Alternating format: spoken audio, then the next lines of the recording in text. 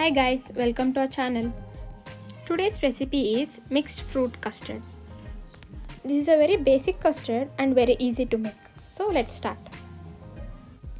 Firstly, I have taken 300 ml of milk and bring to boil.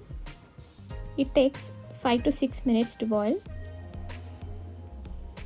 And now I am adding 4 tablespoons of sugar.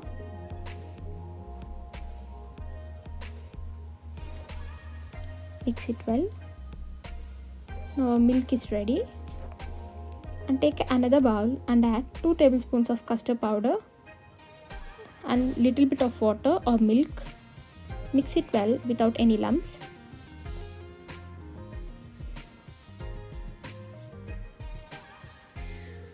Now add this to our milk. As soon as you add custard powder to your milk turns thicker, so you have to cook it in a low flame. You can see the milk has been thick. It takes 6 to 7 minutes to get this consistency on a low flame. Keep mixing it so that the lumps doesn't occur.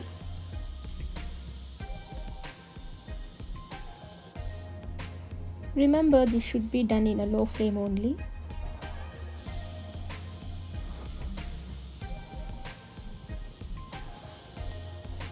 You can see our milk is getting even thick. Now off the flame and keep it aside for 30 minutes and let it cool. After 30 minutes, I am adding pieces of apple,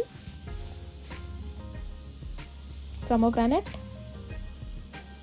pineapple, banana, chopped badam, chopped dry grapes. You can add some more fruits also, like green and black grapes. Now mix it well.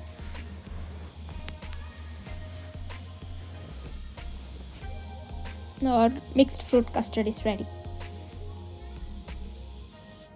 After mixing the fruits, keep the custard in the fridge for 20 to 30 minutes and enjoy your chilled custard.